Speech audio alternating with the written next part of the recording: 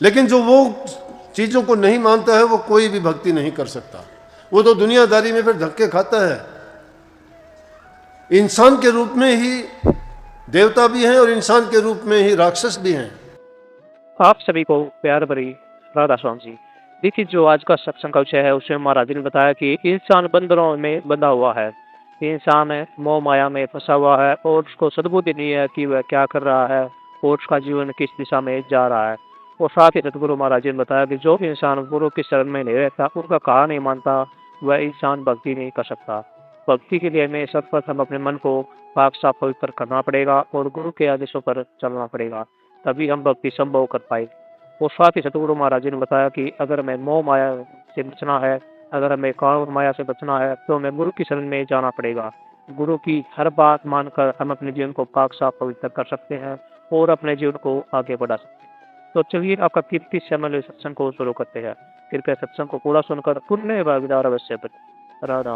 बचपन आया था चला गया, जवानी आई थी वो भी चली गई, बुढ़ापा आया है ये जाएगा नहीं, लेके चला जाएगा। कुछ करने लायक थे जब कुछ किया नहीं, अब जब कुछ रहा नहीं तो करोगे क्या? करो, संभलो, सुखी रहते हुए हर प्रकार से। जिस इंसान का मन में दुख नहीं है, चिंता नहीं है, सुखी है, संतोष है, वही आदमी भक्ति कर सकता है। जिनके घरों में प्यार प्रेम है, उनके यूं समझो कि परमात्मा का, देवताओं का, सबका वास यहां है। जिनको मनाने के लिए मंदिर मस्जिदों में घूमते हो, वो तो इंसान की बनाई हुई मूर्तियां हैं, वो तुम्हारी आस्था के प्रतीक हैं। तुम्हारी आस्था है, ठीक है, जाना चाहिए, करना चाहिए, लेकिन उनसे भी बड़े देवता तुम्हारे घरों में बैठे, उनकी कभी हालचाल पूछते हैं क्या? भक्ति का सच्चा रूप ये है। उन मूर्तियों की पूजा करो, माँ बाप की सेवा करो। अगर कोई दुखी बीमार है उसकी सेवा करो, तन से करो, मन से करो, धन से करो। ये तीन सेवा तो दुनियादारी के काम आ जाएंगी आपकी, लेकिन चौथी सेवा जो सूरत की सेवा है वो अपने लिए करो।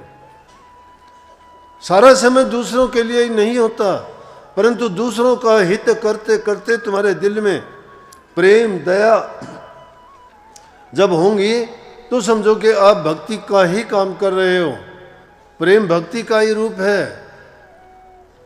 नाम भक्ति करने से पहले प्रेम भक्ति जरूरी है। प्रेम भक्ति भी तब होगी जब सेवा भक्ति करते हो। जो सेवा भक्ति करता है, प्रेम भक्ति जिसके पास है, तो गुरु भक्ति और नाम भक्ति करने में उसको कभी कोई परेशानी नहीं होती। लेकिन जो वो चीजों को नहीं मानता है वो कोई भी भक्ति नहीं कर सकता। वो तो दुनियादारी में फिर धक्के खाता है। इंसान के रूप में ही देवता भी हैं और इंसान के रूप में ही राक्षस भी हैं। जो राक्षसों वाले काम करते हैं वो राक्षस हैं। उनकी शक्ल एक जैसी है, पहचान नहीं है, पहचान कर्म से होती है। जो निकम्मे कर्म करता है वो राक्षस योनि का है, और जो शुद्ध नेक और कल्याण और दूसरे के हित के काम करता है वो देव स्वरूप है, देवता है, वो नेक इंसान है। इसलिए इन दोनों का हमेशा से झगड़ा क्यों बताया जाता है कि देवताओं का और राक्षसों का आपस में क्यों रहा? ये दोनों चीज एक दूसरे के विरोधी हैं। जहां काम तहां नाम नहीं, जहां नाम नहीं काम। अगर संसार की कामनाओं में फंसे हुए तो नाम की भक्ति नहीं कर सकते। अगर भक्ति करते हो तो संसार की कामनाएं आपका कुछ नहीं कर सकती। ये तो इंसान अपने उलझिया है, खुद उलझा हुआ है, खुद फंसता है, दूसरा कोई नहीं फंसाता। बांधने की जरूरत नहीं है, बंधा हुआ है। स्वामी जी महाराज ने उस बंधनों का नाम लिया, एक जगह से नहीं। कैसे छूटोगे बंधनों से? और उन्होंने कहा कि बंधे तुम गाढ़े बंधन आन। पहला बंधन पड़ा दे का, दूसर तिरिया जान, तीसर बंधन पुत्र विचारो, चौथा नाती मान। नाती के कई नाती हो में फिर कहो रहा कौन ठिकान। चोलड़ पचलड़ सतलड़ रसरी, बांध लिया उन गए कर थान। कैसे छूटन होए तुम्हारा गाडे खूटे गड़े निधान, मरे बिना तुम छूटो नहीं, जीते जी तुम सुनो न कान। जीते जी कोई नहीं सुनता, ये बात मिथ्या है। वो गाडनी लुहारी वाली बात है। वो एक कहने लगा गाडनी लुहारी नाम ले ले, ये नाम बुढ़िया का काम हो गया है। बुढ़िया का काम, बुढ़े क्या नाम जपेंगे बोलो। तो जीते जी तो कोई काम देता नहीं, कोई सुनता नहीं है। मरने के बाद कुछ करने लायक रहते नहीं हो, और बंधन पे बंधन लगे हुए हैं, अपने आप बंधे हुए हैं। एक कहावत है कि आंधी गदी कुमार की और बच्चे जामे साथ, लद लद के चल दिए गेली होली आप। वो ऐसी बंध जाती है कि वो उसकी तिथ पूछते नहीं। संतान पैदा की, शादी कर दिए, बच्चे गए अपने अपने घर गए, बैठे घर में तो कोई नहीं पूछता कहाँ लड़का कहाँ लड़की, अपने अपने घर। कुछ क्यों, ये है वो बंधन। और वो फिर भी पूछते हैं कि पोता पोती होगी घी पूछा के आऊँगा शहर में रहते हैं, उनकी कमी है। बंधे हैं, उन बंधनों में बंधे हुए हैं। रात दिन वही उनकी उधेड़ बुन चलती रहती है। ये नहीं कि भाई अब तो तेरा समय आ गया, अब तो कुछ कर ले। फिर भी हम नहीं सोचते हैं। कितना समझाया जाता है, कितना कहा जाता है, फिर भी कितना भी कहो सोचते हैं ये मेरे लिए नहीं है, दूसरे के लिए है। दूसरों की ओर सोचते हैं, अपनी ओर तो कभी ख्याल करते नहीं। अपने बारे में अगर सोचना शुरू कर दे इंसान, अपनी गलतियों को जानना शुरू कर दे, तुलनात्मक ढंग से ये देखे कि मेरे अंदर कितने गुण हैं, कितने अवगुण हैं। दूसरे के अवगुण देखने की बजाय अपने अवगुण अगर देख ले, चुन चुन के अगर उनको निकालना शुरू कर दे, तो उनसे वो बरी हो जाएगा। और जहाँ अवगुण गए तो आदमी में अच्छे गुण उनकी जगह ले लेंगे। लेकिन पहले से ही अवगुणों से भरे हुए हैं, हमारे मन में कोई जगह है ही नहीं। डाटा फुल है बुराइयों से। अच्छे अच्छे गुण कहाँ से आएंगे? अपने हृदय को पहले साफ करो, खाली कर दो उसको। और गुरु के पास जाके क्यों कही स्वामी जी महाराज ने इतनी अच्छी बात कही कि अगर पूरा लाभ उठाना चाहते हो तो दरस करो, वचन पुनि सुनो। दरस करो, दर्शन से क्या होगा कि आदमी देखने से ही विचार बदल जाते हैं। एक शुद्ध और पवित्र जगह में जाते हो, आपके विचार सब अच्छी अच्छी बात याद आएंगी, आपको पवित्र बात याद आएंगी। जैसे यहाँ आए हम, देखो पुरानी बात याद आ गई। इतने में आश्रम बना, थोड़े लोग होते थे, इस दिन से सत्संग जारी हुआ, इतने दिन तक यहाँ भजन करते थे, इतने सालों से यहाँ सत्संग, वो बात याद आई ना। इसलिए हम किसी चीज को देखने से जो भी उसके गुण और अवगुण हैं हमारे अंदर आ जाएंगे, सोचने मात्र से।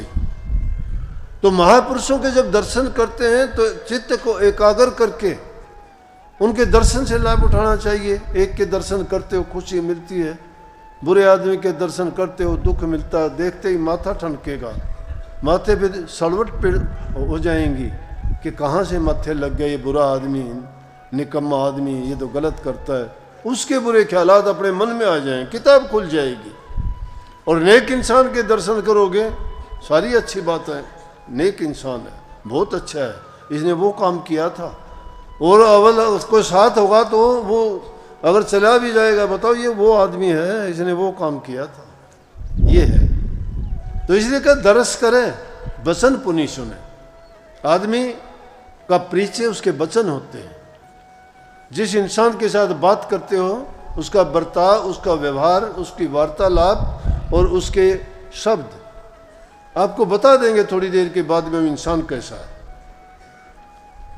बुरा आदमी बुराइयों की बात खोज के ले आएगा, तभी निंदक आदमी निंदा की बातें ले आएगा, अच्छी बात उसके पास नहीं है। सत्संगी से सत्संगी मिलेगा तो उसको सत्संग की बात, गुरु की बात, उपदेश की बात, ध्यान की बात, सुमरण की बात, अभ्यास की बात, ये बात करेगा। जो इंसान जैसा होगा उसको वैसी ही खुराक चाहिए। तो सत्संगी से सत्संगी मिलेगा तो उसको देखते ही उसके शुद्ध विचार होंगे और अच्छी बात उसके दिमाग में आएंगे। तो उन अच्छी बातों को सुनना चाहिए, कोई भी हो। ये जरूरी नहीं है कि वो ज्ञान आपको गुरु से ही मिलेगा, वो ज्ञान आपको प्रकृति की हर चीज से मिलेगा, दुनियादारी का ज्ञान। अध्यात्म ज्ञान की बात नहीं करता मैं, जो व्यवहारिक ज्ञान है वो हर इंसान से मिलेगा आपको। किसी से आपको प्यार मिलेगा, किसी से आपको सहनशीलता मिलेगी, किसी से धैर्य मिलेगा, किसी से आपको सच बोलना मिलेगा, क्योंकि हर इंसान की अलग अलग प्रकृति होती है। तो उनकी बातें सुनने से आपको मिलेगा। तो आदमी अपना परिचय खुद दे देता है। थोड़ी बात करोगे तो आपको पता लग जाए कैसा है। तो वचन सुनने से, महापुरुषों के वचन सुनोगे तो वो तो आपका यूं सोचो कि अज्ञान को ही मिटा देंगे। वो तो बुहारी निकालने का काम करते, हृदय को शुद्ध कर देंगे।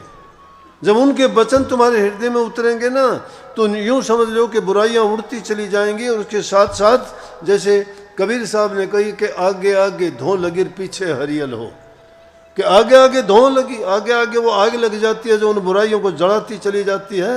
और पीछे क्या होता है? पीछे हरिया, नए नए बूटे उगते हैं, नए नए फूल टहनी और उनमें फल लगते हैं। अच्छे गुणों में फल लगते हैं, मीठे फल लगते हैं। तो वचन पुनि सुने सुन सुन के गुण है, उनको गुणना चाहिए। उन वचनों को सुन के उनको तोलना चाहिए कि इस वचन में कितनी ताकत है। संतों ने तो ऐसे ऐसे गहरे वचन बोले हैं कि एक वचन को भी अगर हम जिंदगी में अपना लें तो भी हमारे जीवन को संवार देंगे। लेकिन हमारी समझ में क्या आता है? मंद बुद्धि हैं, अच्छी बात भी कोई बताएगा तो भी बुरी लगेगी, क्योंकि हमारे दिल में जो बुराइयां भरी पड़ी हैं वो अपने अनुरूप उन बातों को ढाल लेंगे। कहते हैं कि एक बार कबीर साहब ताना तन रहे थे और कमाल पास में बैठा हुआ था। तो ये माया तो बड़ी बहुरंगी है, बड़े बड़े रूप धार के ये बिगन डालने का काम करती है। कबीर साहब को तंग करने के लिए आ गई। तो उसने क्या किया? गधी का रूप धार के आई और तानी को तोड़ दिया कि गुस्से होगा। आप भी सही रास्ते पे चलोगे, वो माया अनेक रूप धर के तुम्हारे घर में ही तुम्हारे दुश्मन पैदा कर देगी। तुम्हारी संतान ही तुम्हारी दुश्मन हो जाएगी, तुम्हारे भाई तुम्हारे मित्र ही विरोधी हो जाएंगे, तुम्हारे रिश्तेदार तुम्हारे अपने ही तुम्हें कुछ का कुछ अनाप शनाप बोलना शुरू कर देंगे। क्यों? कि इस भगत और जगत की बड़ी गहरी दुश्मनी है। संत कहते हैं कि अगर केले के पास में बड़बेर पैदा हो जाए तो पहले चेत लेना चाहिए वो कांटे की। क्यों? वो तो अपने हिसाब से पत्ते हिलेंगे और उसके कांटे उसको चीर देंगे, केले के पत्ते को। जब पहले नहीं चेतता तो फिर उसकी शिकायत करना मुश्किल है। जगत भगत का बैर है, जो केला बड़बेर वो हाल वो चीर देर साहेब करे नमेड़। जगत और भगत की दुश्मनी है। हंसी आती है। बहुत वाक्य देखे मैंने, ऐसे ऐसे वाक्य देखे जिनका ओढ़ पेट नहीं क्या की क्या बात, क्या क्या बता दूं। जिन लोगों के लिए पता नहीं क्या क्या कर दिए, उजड़े हुए घर बसाए, वो लोगों के अगर बात सुना दूं तो मैं हैरान हो जाऊं। लेकिन क्या कहना उन जिनकी जैसी मति होती है, जो जैसे हालात से आता है ना, वो बाज नहीं आता, चाहे उसका कितना ही कुछ भी कर लो। जब तूने किसी नमकीन पानी से किसी चीज को सींच दिया ना, नमकीन बनेगा, वो मीठा नहीं हो सकता। नीम ने मीठा होएगा और सींचिए गुड़ घीव से, जिसके जैसे पड़ गए स्वभाव जाएंगे जीव से।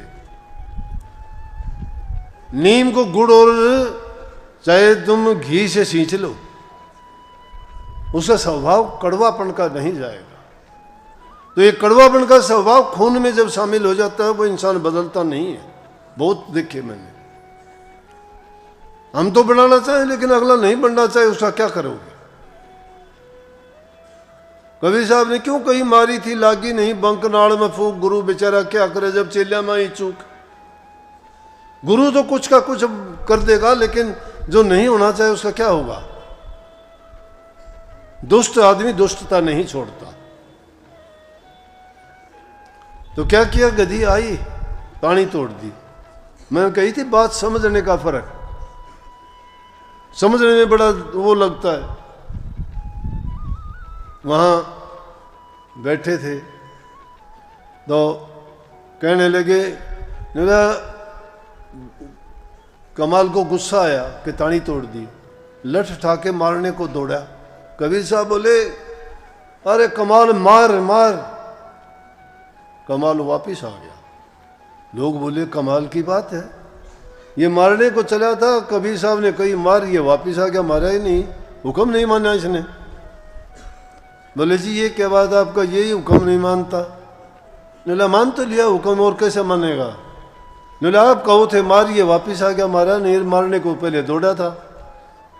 बोला अरे इसके मन में जो क्रोध आया था, मैंने कहा था कमाल क्रोध को मार, क्रोध को मार लिया, वापिस आ गया, शांत हो गया।